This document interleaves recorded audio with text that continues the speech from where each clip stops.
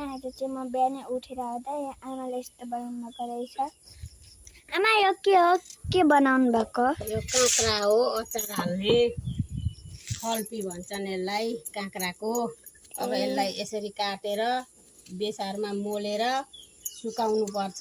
अनि भरे मसलाहरू खोर्सानी, धनियाँ, जिरो पाउडर बनाएर, तोरीको पाउडर बनाएर मोलेर बट्टामा हाल्नुपर्छ।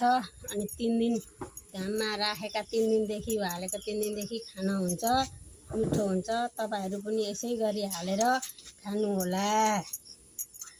यो के हो?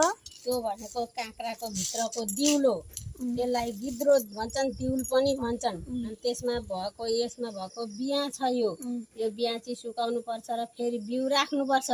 अनि यसको चाहिँ चटनी बनाउनु पर्छ। काटेर मसिनो पारेर काटो, अनि त्यहाँदेखि नुन खोर्सानीहरू हालेर चटनी मोलेर चटनी बनाएर खानुपर्छ। कति मिठो हुन्छ, अमिलो अमिलो हुन्छ यसको चाहिँ।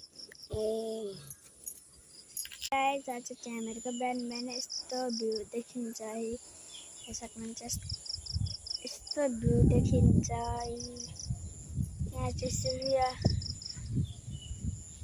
भगवान पनि आउँदै हुन्छ।